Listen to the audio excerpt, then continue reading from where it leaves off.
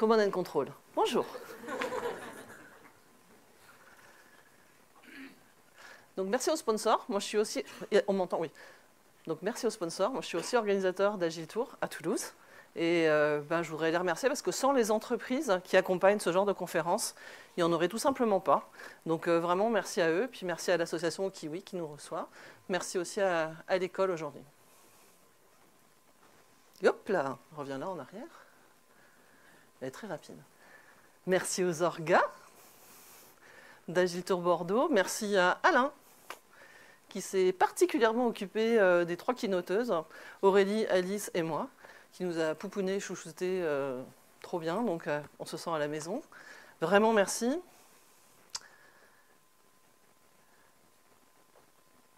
Et merci aussi à 4 personnes d'Agile Toulouse qui m'ont permis de répéter mes slides et de vous proposer un contenu qui est normalement pas trop mal. Sinon, il faut leur en vouloir à eux et pas à moi. Évidemment. Mon nom est Rachel, je suis coach agile chez Spotify et je suis aussi product manager. Et là, je viens de m'apercevoir que ça ne marchera pas parce que c'est trop petit. Ok, c'est pas grave. C'est très important. Avant de rentrer dans le vif du sujet, je voulais vous dire à quel point je suis émue. Vous l'entendez peut-être dans ma voix. Parce que je suis venue donner une de mes toutes premières conférences ici à l'Agile Tour Bordeaux en 2009, première édition.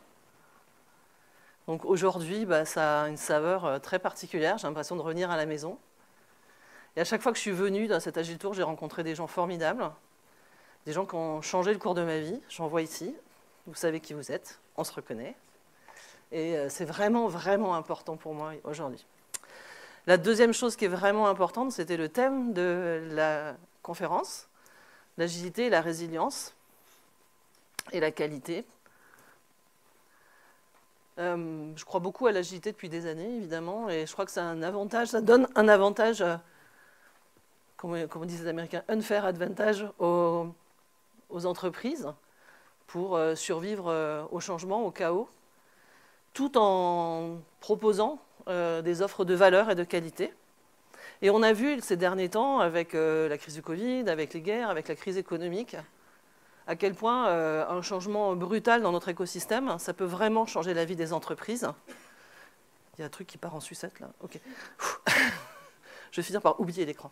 Moi, j'ai vu des entreprises qui, du jour au lendemain, ont dû arrêter leur chaîne de fabrication et donc mettre des gens potentiellement à la rue et qui ont su twister leur business model, des fabricants de produits de cosmétiques qui ont fait du gel hydroalcoolique. Je bossais aussi pour Airbus qui a su twister certains de ses avions pour passer du transport aérien de passagers à transport commercial. Il y a eu plein de choses qui se sont passées, mais même autour de nous, dans les villages, moi j'ai vu des tout petits artisans, commerçants qui se sont mis d'un seul coup au click and collect, etc.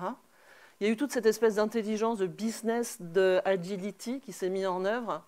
Et je pense que ça a permis à pas mal de gens de prospérer.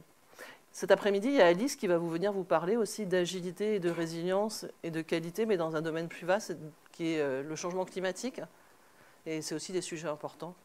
Voilà. Donc ça avait une double importance pour moi d'être ici aujourd'hui. Alors moi, je vais vous parler des anti-patterns agiles. Comment est-ce que ça pénalise un peu la qualité de ce que l'on produit, aka les logiciels. Et puis, comme on m'a dit, on m'a fait comme feedback que je ne pouvais pas juste dire que c'était pas bien, il fallait que je donne une voie d'ouverture, je vous proposerai aussi des pistes de solutions, pour être un peu dans le constructif. Andiamo. Donc moi, je pars du principe que ça partait plutôt bien. D'accord ? L'histoire de l'agilité, côté qualité, on était plutôt pas mal. Il y avait des choses comme XP qui existaient, où les pratiques, les boucles de rétroaction d'XP faisaient que si on suivait un peu les best practices d'XP, normalement, on était capable de faire du logiciel de qualité. D'accord ? C'était vraiment au cœur de ça, et c'est par là que tout a commencé. Donc ça, c'était plutôt un fondement plutôt pas mal. Okay ? Deuxièmement, le manifeste agile. Il arrive, il dit tout un tas de trucs, les 4 valeurs, les 12 principes, je vous ferai grâce de les répéter, vous les connaissez aussi bien que moi. Il y en a un qui est vraiment important à mon sens, c'est l'attention continue à l'excellence technique. C'est ça qui va permettre la véritable agilité. Donc quand on regarde ça, on se dit, bah, au départ, agilité et qualité, on était plutôt dans le bon, sur un bon trend. Okay,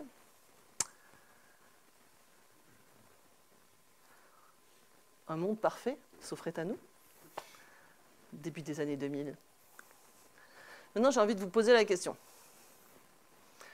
Donc, je ne peux pas faire de Slido, j'avais mis pas d'interactivité, donc on va faire un peu en mode stand-up. Donc, qui ici vit ce rêve agile de qualité non négociable? N'ayez pas peur, il doit y en avoir au moins un ou deux. Voilà, super. Non, mais vous n'êtes pas obligé de vous lever, mais au moins on sait. Donc, l'écrasante majorité de nous, ici, ne vit pas ça. Ok. Donc, qu'est-ce qui s'est passé? Quel a été le problème? Et je voudrais avancer le concept d'anti-pattern. Donc, je vais partir de l'hypothèse non vérifiée que vous êtes majoritairement du domaine de l'IT. Donc, normalement, le concept d'anti-pattern, ça vous parle. Qu'est-ce que c'est en informatique?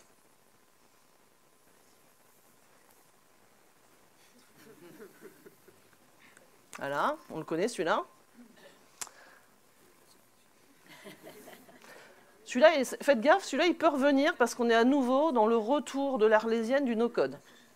La parenthèse est enfermée. Je vais faire 2-3 parenthèses hors sujet, comme ça, de temps en temps.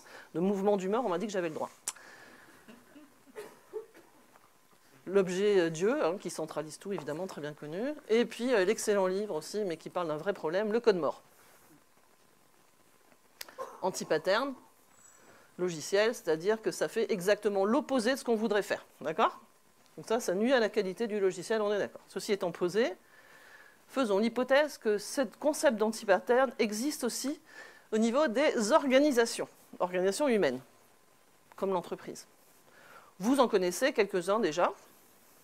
La lasagne organisationnelle, c'est ce qui fait qu'entre vous et votre PDG, vous avez 12, 20, 30 strates. La bureaucratie aussi complexe que créative, le micromanagement, la compagnie opaque, où vous ne savez pas vraiment ce que fait votre collègue dans le bureau juste d'à côté. Vous n'avez jamais une... Il y en a qui se sentent concernés. Je dis ça avec bienveillance, évidemment. Voilà, la réunionite, ça c'est typiquement français. Le culte du surtravail, moi j'ai découvert ça en travaillant avec des Japonais notamment. Tout ça, c'est des anti-patterns. Ça apporte à l'entreprise exactement l'inverse de ce qu'on devrait avoir. Donc on part d'une intention productiviste, hein, dans le sens capitalistique du terme, et on arrive à l'inverse, puisque l'entreprise est bloquée. Et donc mon idée... Attendez, pardon. Hop, parce que normalement, là, il y avait un slido. Hop, erreur. Donc mon idée, c'est qu'en agilité, il y a des anti-patterns aussi. Alors, quels sont ceux que vous connaissez en anti-pattern agile? Vous ne vous battez pas. Hein? Le zombie scrum. Il y en a plein. Hein. Ouais. Oh, on l'aime. D'autres? Ok, c'est le matin, 9h, on n'a pas encore le café. D'accord, je suis d'accord avec vous. Non, imaginez un nuage de mots-clés là qui aurait dû apparaître. Puf. Donc moi, je vais vous donner mes préférés, parce que ça fait un peu 20 ans que je bosse, donc j'en ai toute une petite collection. Je fais collectionneur. Je vais vous en donner 6 sur une échelle croissante de l'horreur. D'accord? Ok. Le premier, c'est le plus facile. Donc là, c'est typiquement, donc vous savez lire, je ne vais pas vous relire le slide, ça ne m'intéresse pas, je vais vous raconter une petite histoire plutôt à chaque fois. Ça, c'est l'histoire de la petite entreprise qui est motivée, qui est partie de bonnes intentions, elle veut faire de l'agilité, elle n'a pas très bien compris et où on ne lui a pas très bien expliqué. En tout cas, elle est allée prendre un framework, n'importe lequel, on est tous coupables, tous responsables à ce niveau-là, sur une étagère quelconque, elle l'a adopté, elle a changé tous ses titres. Chef de projet, Scrum Master, chef de produit, Product Owner, développeur, voilà. Elle a changé ses réunions. Je ne vais plus faire des réunions de synchronisation, je vais faire des daily. Je ne vais plus faire de planning, je vais faire des plannings. D'accord? Je ne vais plus faire du suivi ou du steering committee, je vais faire des rétrospectives. Voilà, on va juste changer la superficie, mais évidemment, en dessous, On va garder exactement les mêmes opératoires, les mêmes process, les mêmes rôles, les mêmes façons de travailler, etc. Donc là, on est un peu dans l'injonction magique et il n'y a pas de raison que ça change globalement quoi que ce soit. D'accord ? Ça ne va pas améliorer la qualité. Ça peut peut-être la détériorer un peu parce que ça va rajouter de la confusion. D'accord ? Les gens ils vont être là, mais pourquoi ? Attends, daily stand-up, qu'est-ce que c'est ? Donc confusion, voire même rejet. Et on sait que quand les gens rejettent quelque chose, ce n'est pas les plus coopératifs. Bref. On fait une augmentation sur le potard. Le Scrum, le Water Scrum Fall, aka Vroom. C'est plus facile à dire, je vais partir du mot Vroom. Donc là, c'est très facile. Pareil, vous savez lire, je ne vais pas vous redire ça.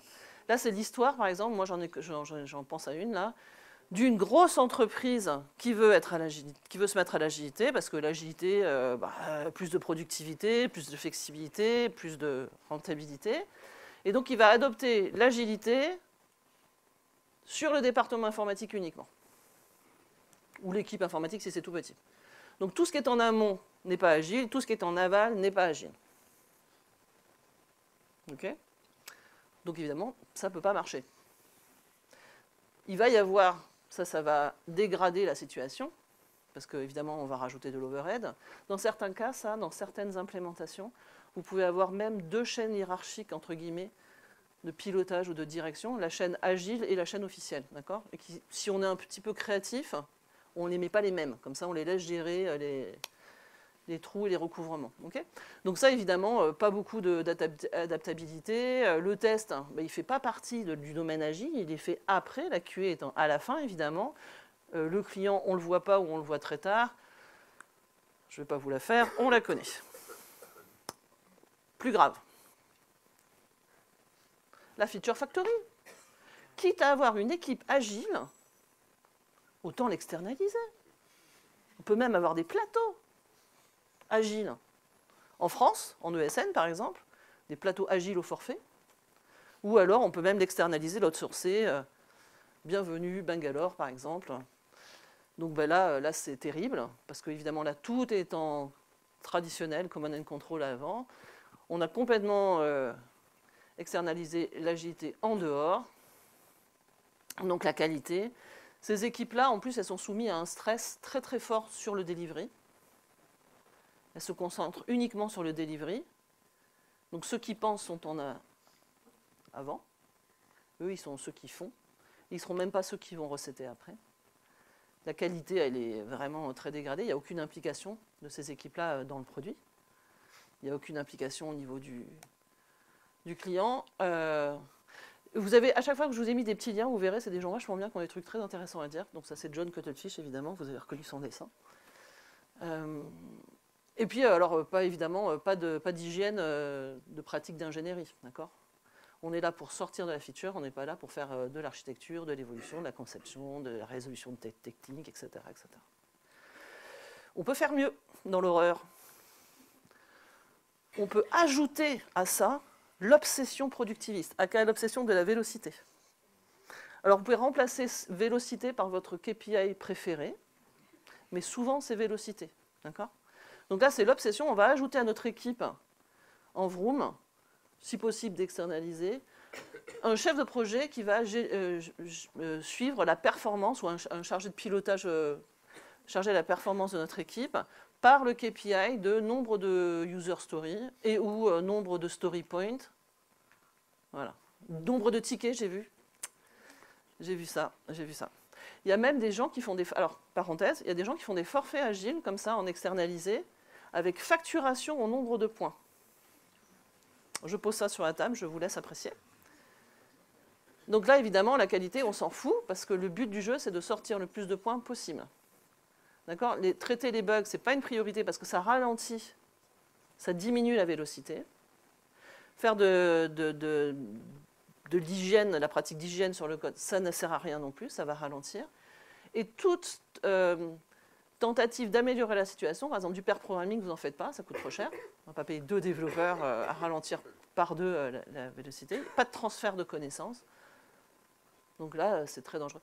Ça crée aussi des situations humaines dramatiques. Moi, j'ai vu des équipes, des plateaux, en offshore notamment, en nearshore. Non, je crois que quand c'est plus proche, c'est nearshore, ils ont fait ça. Bref, où il y avait même on utilisait les vélocités par équipe pour comparer les équipes performantes,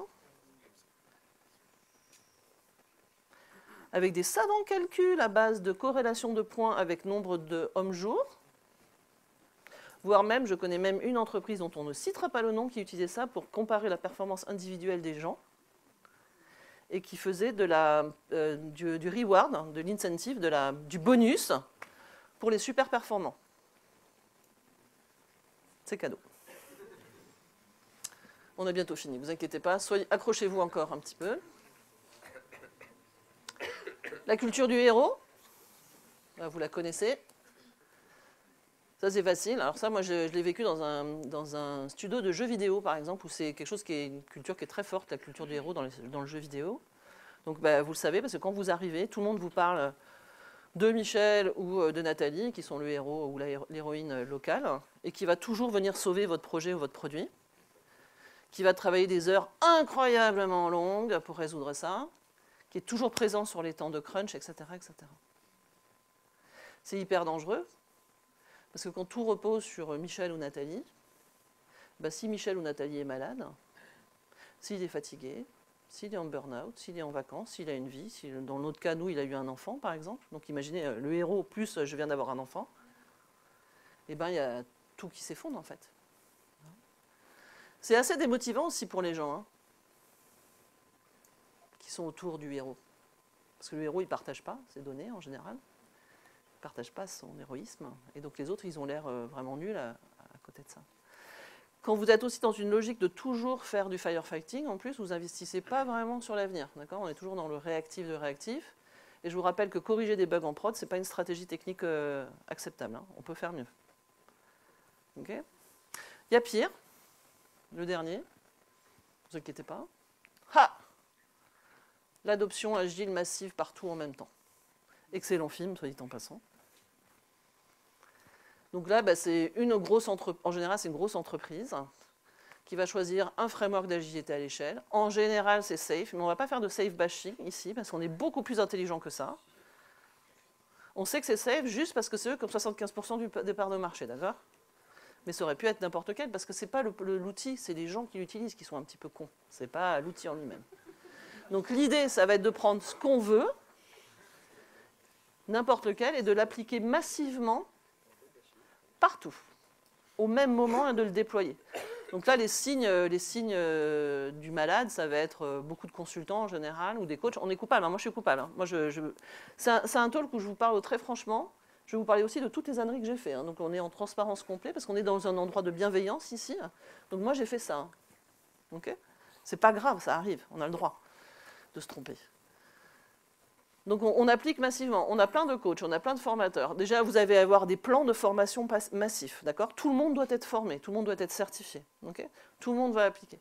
Donc ça, c'est éminemment disruptif, c'est très, très, très, très dangereux, malgré la bonne intention de l'entreprise, qu'on va assumer, même malgré la bonne intention du coach, par exemple, malgré toutes les bonnes intentions du monde, c'est très dangereux. Pourquoi? Parce que quand vous faites ça, c'est très destructeur.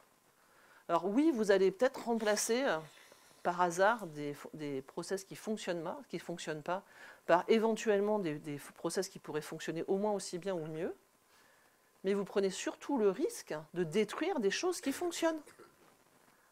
Et moi, j'ai vu des entreprises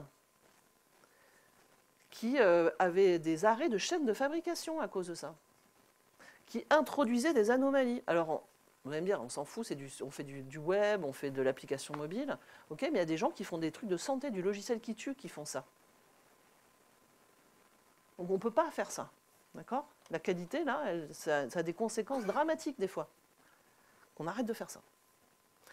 Et en plus, ça déclenche des réactions de sabotage. Donc il y a un atelier cet après-midi, je crois que c'est cet après-midi, où vous allez pouvoir... Demain, me dit-on. Ce matin, me dit-on. Voilà, où vous allez découvrir des trucs de sabotage. Le sabotage, c'est réel en entreprise. D'accord ? Les gens qui sont désengagés, ils vont au mieux ralentir, mais il y en a certains, ils peuvent volontairement, activement, bousiller, ralentir vos process, bousiller la qualité de votre produit, vous mettre en danger, des dangers graves. Donc arrêtons de faire ça. Vous connaissez ça? Vous avez vécu un de ceux-là que je vous ai présenté? Ok. On se comprend.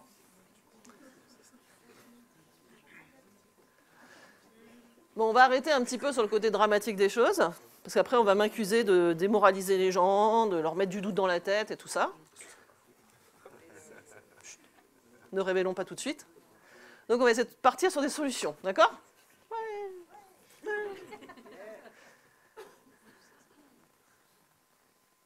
Les solutions... Ah oui, alors ça, c'est les solutions qui ne marchent pas. Donc ça, c'est tout ce que j'ai essayé de faire, à titre personnel.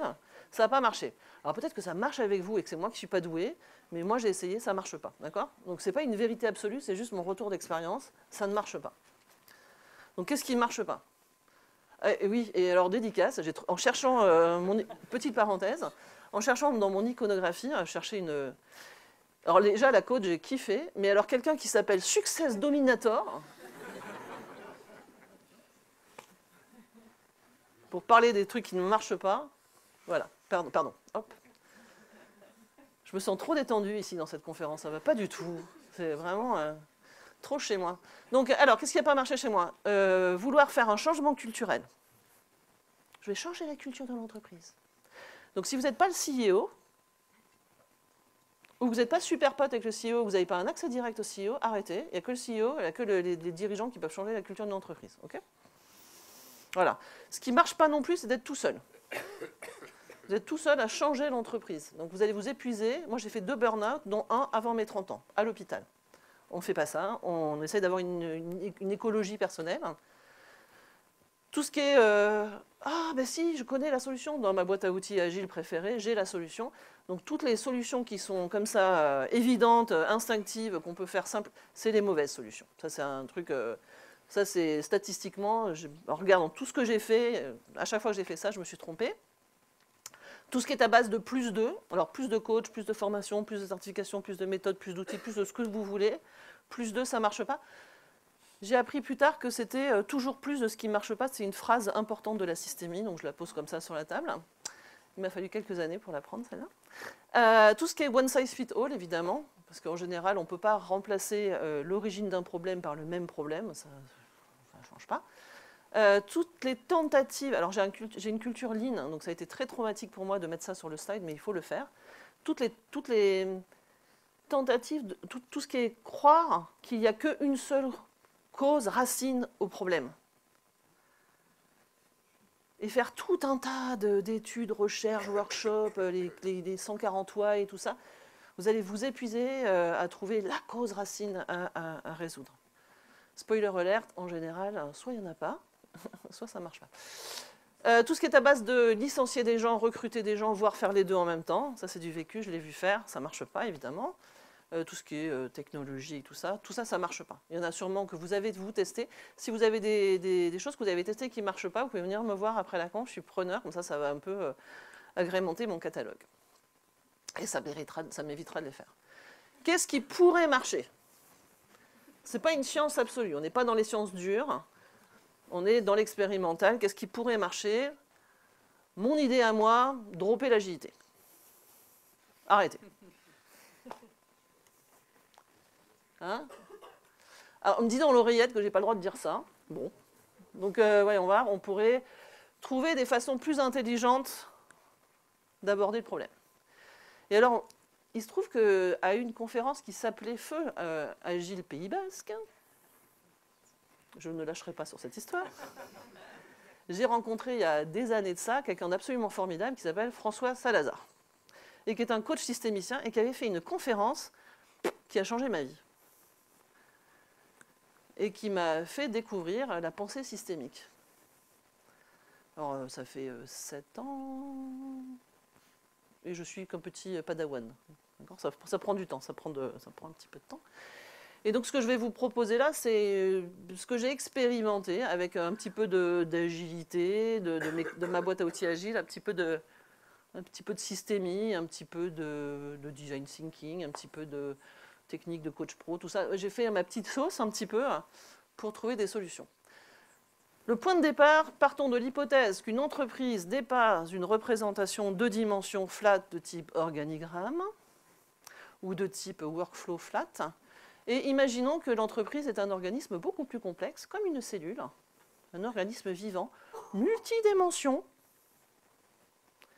composé de plein de petits composants, de sous-systèmes, et qu'elle est plus que la somme de ces petits composants, parce qu'elle est aussi le résultat de toutes les interactions de ces composants les uns avec les autres, mais aussi avec l'extérieur. Et dès qu'on décide de regarder une entreprise avec ces lunettes-là, l'approche qu'on peut avoir, en tout cas que moi j'avais, qui était un peu simpliste, problème égale solution, on se trouve un peu bloqué. Du coup, mon petit mix personnel. Le premier que je fais, je me suis aperçu, c'est que je vais avoir maintenant tendance systématiquement à essayer de rendre visible l'invisible. Première étape. Deuxième étape, engager tout le monde dans l'entreprise. Alors, le côté empower, c'est un petit peu, voilà, c'est redonner un peu de l'autonomie, de l'intelligence aux gens, les rendre acteurs et pas consommateurs ou suiveurs de ce que vous faites. Si possible, dans un côté un peu constructif et positif, plutôt que de, voilà. Le deuxième, c'est apprenez à danser avec le système et arrêtez de vous battre contre le système. Ça ne marche pas de se battre contre, danser avec, c'est vachement mieux.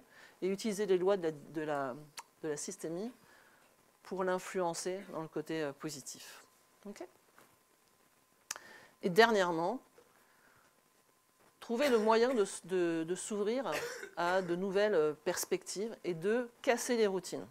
Alors je sais que ça peut avoir l'air un peu contradictoire avec ce que j'ai dit, ce que je vais dire après, mais dans la systémie, il y a aussi une approche un peu contradictoire, paradoxale qui est intéressante, et le quatrième point, ça sera là-dessus.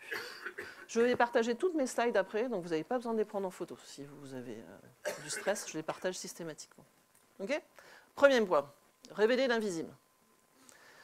Donc si vous êtes un vrai systémicien, ce que je ne suis pas, vous êtes capable de faire des choses comme ça. D'accord ? Donc ça, c'est les diagrammes de boucle de causalité. C'est un nom très compliqué pour dire quelque chose de très simple. C'est la représentation graphique des composants d'un système et des connexions, des interactions qu'ils ont les uns avec les autres. Les interactions pouvant être de type renforcement, ou de type inhibition, ou de type rétroaction. Okay ? Donc il y a des gens très très compétents qui savent faire ça vachement bien. Moi je suis encore un peu débutante là-dessus, je ne fais pas ça aussi bien. Un excellent bouquin sur le sujet, si ça vous intéresse. Alors vous allez me dire, ben, Rachel, on n'est pas systémicien, ça tombe bien moi non plus, comment on fait si on n'a pas ça? Okay. Ça c'est vraiment très puissant parce que ça, on voit le global, on voit les dimensions, on voit le côté aussi un peu mouvant des choses, et ça nous aide un petit peu à mieux comprendre comment ça fonctionne, comment ça flow dans l'entreprise. Mais si on n'a pas ça, comment on peut faire? Alors, j'espère que leurs auteurs ne m'en voudront pas, mais moi j'ai tweaké 2 autres outils. Alors le premier que j'ai tweaké, c'est l'Event Storming de Alberto Brandolini, excellent outil, qui vient du DDD comme vous le savez. Je l'ai tweaké parce qu'on peut l'utiliser. Alors il y avait des dimensions qui m'intéressaient, qu'on retrouve dans les diagrammes de boucles de causalité, qui est la dimension visualisation, la dimension les composants, les interactions, et puis aussi le côté collaboratif de l'élaboration de la map, et le côté conversation lors de cette élaboration. Et le DDD, c'est exactement ça. Donc évidemment, normalement, ça sert à modéliser des domaines métiers complexes, pour faire de la conception logicielle sur ces problèmes complexes, on est d'accord? Mais on peut l'utiliser, on peut le dévoyer, peut-être certains diront, pour faire aussi de la modélisation d'entreprise et de flux d'entreprise. Donc si vous êtes plutôt côté software, peut-être que c'est ça qui va mieux marcher pour vous. Moi, je l'ai utilisé, ça marche plutôt pas mal. Okay. Le deuxième qui peut marcher, si vous êtes plutôt lean, plutôt industriel, vous pouvez aussi utiliser le value stream mapping. Et vous allez aussi devoir le tweaker un peu. Parce que c'est pareil, ça permet de visualiser tout un système en flux, tous les composants de ce système, toutes les interactions, puis aussi tous les temps d'arrêt, les voies sans issue. C'est très rigolo. Parenthèse. Si vous faites ça, ce qui est très rigolo, c'est de demander aux gens de vous sortir leur processus théorique, papier. Donc ils vont vous donner, c'est ça qu'on fait. Et après, vous leur demandez de faire le vrai avec les gens qui font. Et vous allez voir que les processus réels sont infiniment plus complexes que les processus théoriques, avec toutes les voies de contournement et toutes les voies sans issue. C'est très très rigolo à faire. Et après, vous pouvez utiliser le même outil pour faire de l'optimisation ensuite. Donc ça aussi, vous pouvez l'utiliser pour vous aider à visualiser ce qui est invisible. D'accord? En fonction de votre culture. Peu importe l'outil, on s'en fiche. À partir du moment où vous visualisez collectivement et avec des conversations sur ce qu'on est en train de se dire, sur ce qu'on est en train de voir. Okay? C'est ça qu'on veut avoir. Okay? Super. Donc on résume. PUF. Manager la complexité, la visualiser en voyant un peu ses composants et leurs interactions. Penser big picture et pas penser juste petits composants problématiques. Penser l'ensemble. En général, si un composant a un problème, c'est en relation avec d'autres éléments du système. Identifier là où ça coince, là où ça bloque, là où ça accélère, là où ça passe pas, là où ça passe trop. Là, tous ces chemins-là, il faut pouvoir les identifier. Et cherry on the cake, peu importe l'outil, à partir du moment où vous pouvez créer de la collaboration, c'est cool, parce que c'est exactement ce dont on a besoin pour la deuxième étape, engager et empowerer. Okay? Engager et empowerer. Donc pour faire ça, je vais vous proposer aussi 3 outils. Je suis une personne de routine, comme vous voyez. Pour les petites équipes ou les petites organisations, genre ça marche vachement bien jusqu'à 25-30 personnes. Il y a le Agile Kaita de Joe Krebs qui est vraiment prodigieux en termes d'efficacité. L'idée, c'est d'utiliser la dynamique des katas pour faire des avancées en petits pas, en amélioration continue et en expérimentation. Okay? Donc l'idée, c'est vous regrouper toute votre équipe, vous déterminez, étape 1, quel est l'état d'arrivée souhaité, le prochain état d'arrivée souhaité, par rapport au problème que vous avez identifié. Deuxièmement, vous allez vous allez définir, merci. Oui, vous allez définir où est-ce que vous en êtes aujourd'hui, quels sont les paramètres que vous avez aujourd'hui. Troisième étape, vous fixez collectivement un état intermédiaire entre ce 1 et ce 2, qui est suffisamment raisonnable pour être réaliste dans le sens faisable, et puis suffisamment ambitieux pour vous sortir un peu de votre zone de confort. Et quatrième étape, vous faites des petites expérimentations collectivement, que vous allez documenter évidemment, qui vont vous amener à rapprocher de ce point 3. D'accord ? À un moment régulier, vous allez utiliser un peu les dynamiques d'open forum, de conversation, pour débriefer tous ensemble. Donc ça, c'est la dimension coaching kata dans l'Agile Kata, où vous allez pouvoir discuter ensemble. Donc là, vous n'avez pas besoin d'un coach pour faire ça, vous pouvez le faire entre vous, vous pouvez vous auto-coacher, vous inter-coacher. Bon, comment est-ce que ça s'est passé la dernière fois? Qu'est-ce qu'on avait décidé de faire? Qu'est-ce qu'on a observé? Qu'est-ce qui a fonctionné? Pourquoi est-ce que ça n'a pas fonctionné? Etc. Et vous documentez. Et vous avancez comme ça, petit saut par petit saut, holistiquement sur l'ensemble de votre organisation. Très très bien. Une autre façon de le faire, ça pourrait être aussi d'utiliser le Popcorn Flow de M. Perron. Donc l'idée du Popcorn Flow, donc le Popcorn Flow, ça part de l'idée que le changement est quelque chose qui est difficile et désagréable, et donc comme c'est difficile et désagréable, il faut le faire très souvent. Petit peu et très souvent, et comme ça on avance, et pas de façon exceptionnelle. Donc là, c'est une approche plutôt lean, donc la visualisation Kanban du changement. L'idée, c'est de proposer un tableau lean, un Kanban qui va être accessible à tout le monde dans l'entreprise, où tout le monde va pouvoir alimenter le point d'entrée de ce Kanban, qui va être la collecte d'observations, en vous disant que si jamais plusieurs personnes de votre entreprise ont observé les mêmes symptômes à différents endroits de votre entreprise, c'est que probablement vous avez affaire à une anomalie systémique et que ça vaut le coup de la traiter tous ensemble.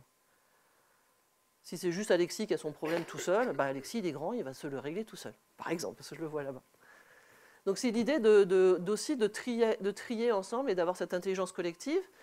Quand un problème est systémique, on se réunit ensemble, on va faire des hypothèses, et sur ces hypothèses, on va faire des protocoles d'expérimentation. C'est un côté un peu scientifique comme ça, en se basant sur ABCD, on pense que si on fait X, Y, Z, on devrait voir ça, on devrait changer l'aiguille dans ce sens-là. Et après, on va mettre en œuvre ces petites expérimentations et voir si ça marche. C'est très très scientifique, ça marche pas, dans quelles conditions, etc. Et ainsi de suite avancer. Donc c'est super cool, ça fonctionne très bien. Et vous voyez tout de suite, normalement, que ça peut se combiner aussi.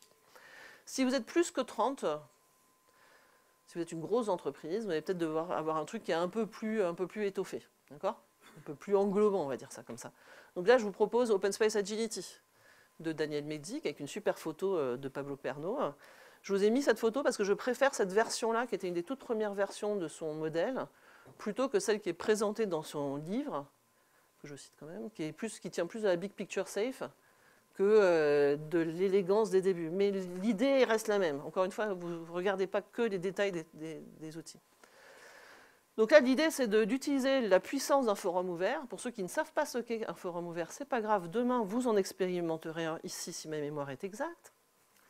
C'est l'idée de se donner rendez-vous à intervalles réguliers avec tous les acteurs de l'entreprise, de poser une problématique ensemble et de s'auto-organiser en espace de discussion, de résolution, de recherche d'idées, de brainstorming, pour avancer ensemble sur des hypothèses, sur des protocoles d'expérimentation et de changement. Puis, vous allez les mettre en œuvre. Donc, lui, il donne une durée de 6 mois, mais je crois que dans le nouveau bouquin, c'est 90 jours, par exemple, à un intervalle régulier. Vous allez mettre en œuvre ces expérimentations et vous donner rendez-vous à nouveau dans un open forum où vous allez faire un peu la démo rétro de ce que vous avez réussi à changer tous ensemble et vous aligner sur ce que vous voulez faire ensuite. Ça, c'est vachement bien parce que c'est un modèle qui est basé uniquement sur l'invitation. Donc, il est complètement participatif, il n'est pas du tout coercitif, il n'est pas du tout prescriptif. Vous pouvez faire comme vous voulez. Voilà. Il vous donnera des billes dans le bouquin, mais vous pouvez vraiment faire comme vous voulez. Et il fait vraiment émerger l'autonomie et l'intelligence collective. C'est très puissant. Si je veux être vraiment honnête avec vous, j'ai fait plein de transformations agiles, j'ai fait plein d'implémentations d'agilité à l'échec. D'agilité à l'échec, ouh, beau lapsus. Oh. Mon taux de réussite est largement inférieur à 20%. Et les vrais, mais comme tout le monde, hein, tout coach qui vous dit l'inverse, c'est un menteur hein, ou une menteuse. Les seuls qui ont vraiment réussi, hein, les 2 transformations qui ont vraiment réussi dans le sens que c'était pérenne dans le temps, qu'ils ont continué et qu'ils n'ont plus eu besoin de moi, c'était des choses qui étaient faites avec ça. Donc vraiment, je vous invite à regarder là-dessus. Il y a des choses très intéressantes. Troisièmement, danser avec le système plutôt que de se battre contre. Je travaille quand même pour Spotify. Il était hors de question de faire une slide, une conférence sans qu'il y ait... Ah bah, normalement, je rentre en scène sur Dancing Queen. Ça manque, ça manque. Donc, 4 petites astuces. Respectez, connaissez les limites et les contraintes qui sont appliquées à votre système parce que vous en avez besoin pour pouvoir travailler avec lui et pas contre lui. Vous avez besoin d'éviter qu'il y ait trop de chaos qui rentre dans votre entreprise. Pourquoi sinon? Parce que l'organisme est un corps vivant, va rejeter et vous allez créer un effet pendulier trop violent et vous allez faire retour arrière. Okay, donc tout ça, ça ne marche pas. L'écologie des petits pas marche beaucoup mieux. On veut introduire un tout petit peu de disruption, un tout petit peu de changement, mais sans réveiller le système immunitaire trop violent de l'entreprise, si je peux utiliser cette métaphore. Aussi, vous devez aussi tenir compte de la réalité. Je sais que c'est un petit peu dur, parce que les agilistes, on vit dans un monde magique un peu, mais il y a des réalités légales, des contraintes techniques, de la réglementation, etc., qui s'appliquent à votre entreprise. Il faut les prendre en compte. Sinon, tous les changements que vous allez vouloir implémenter dans l'entreprise sont voués à l'échec si vous ne tenez pas compte de la réalité de votre entreprise. Vous ne pouvez pas faire n'importe quoi. D'accord ? Moi, j'ai travaillé pour Airbus. Je voudrais savoir le nombre de gens dans cette salle qui seraient prêts à monter dans un avion développé, construit par des agilistes. Non, je rigole pas, parce que si à chaque fois qu'on pose un écrou dans un avion, on a le droit de réinventer la façon et l'endroit où on le met, d'accord. Donc l'agilité ne peut pas être une ressource miracle à tout le monde, une réponse miracle à tout le monde. Il faut tenir compte des réalités, d'accord ? Deuxième, utiliser l'homéostasie pour faire des effets de balancier efficaces. Un système, un organisme, vous, moi, on n'aime pas le changement, d'accord ? On n'aime pas le changement parce qu'il nous sort trop violemment, en général, de notre zone de confort. Et donc, on va avoir tendance à vouloir retourner à notre état naturel, notre état précédent le changement. En fait, ce n'est pas tout à fait exact. On va vouloir retourner à un état stable, proche. Et très souvent, l'état stable le plus proche, c'était avant. Donc si vous êtes malin et que vous connaissez cette règle, vous pouvez jouer avec ça pour proposer à votre système un état stable proche qu'il peut utiliser pour changer de niveau.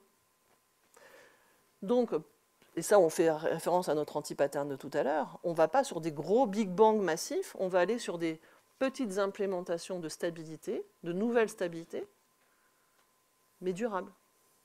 Okay, que le système va pouvoir absorber. On a bientôt fini, ne vous inquiétez pas. Pensez le flux, évitez la suboptimisation. On ne peut pas avoir les bénéfices à l'échelle de l'entreprise si on se concentre uniquement sur l'équipe de développement. Il faut penser sur l'ensemble et optimiser l'ensemble. D'accord ?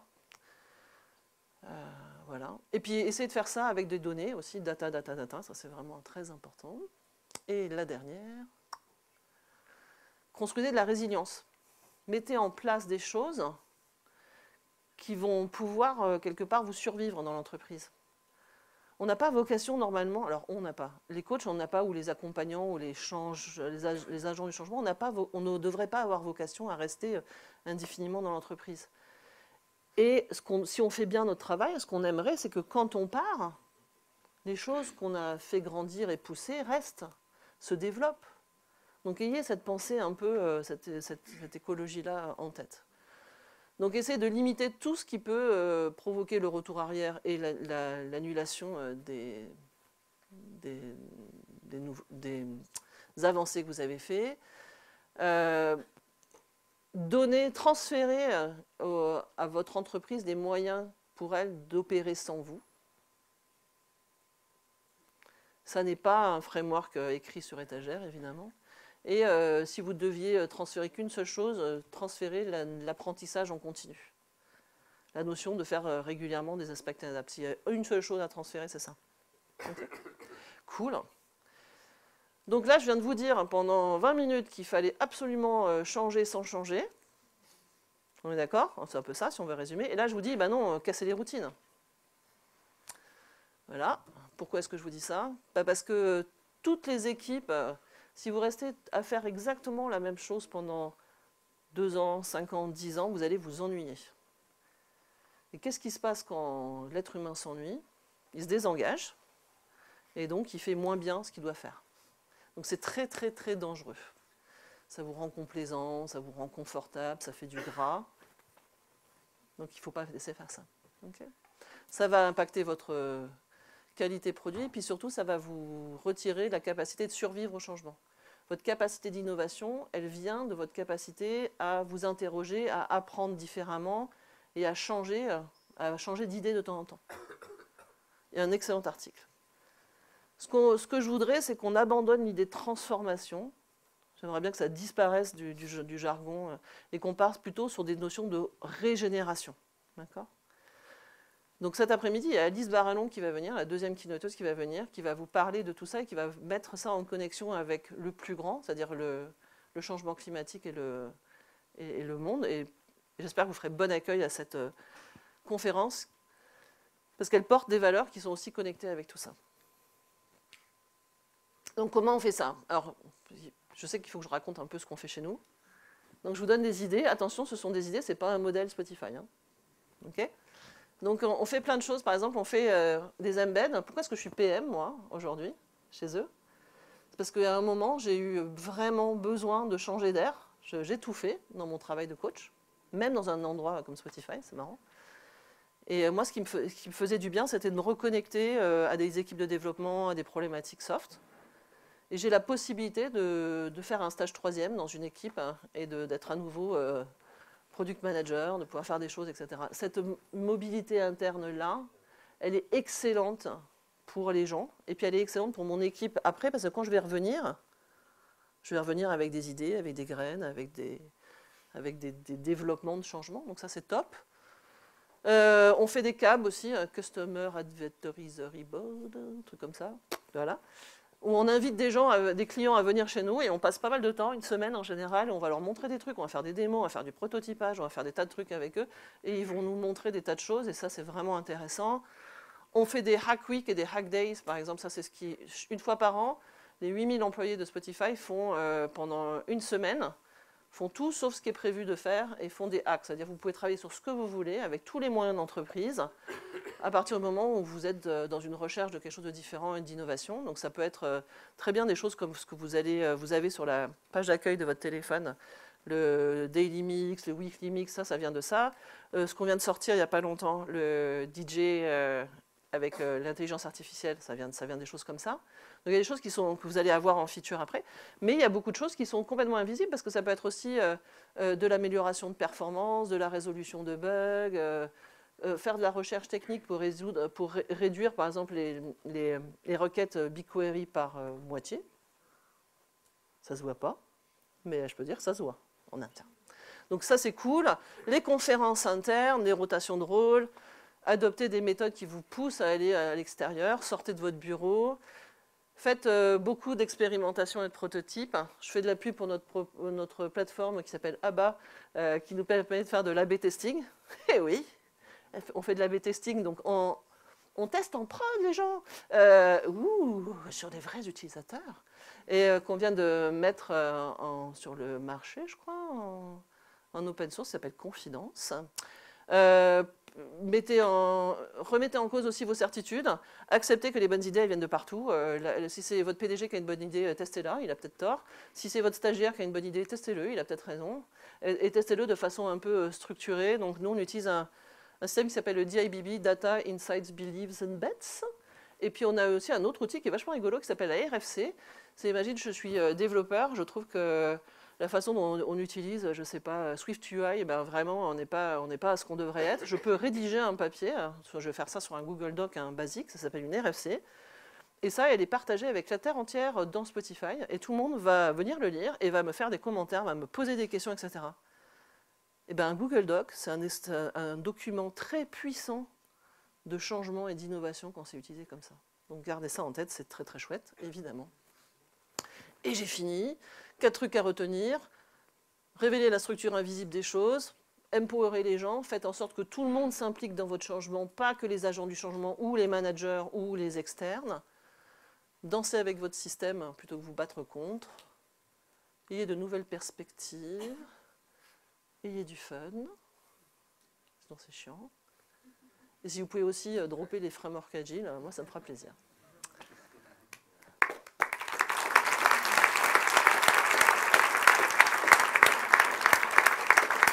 47 minutes, attends, je vole 2 minutes supplémentaires, normalement j'ai le droit, je suis 2 minutes en retard. J'ai appris plein de choses avec des gens formidables comme vous ici dans ces conférences, mais aussi en lisant des livres, donc je ne peux pas partager.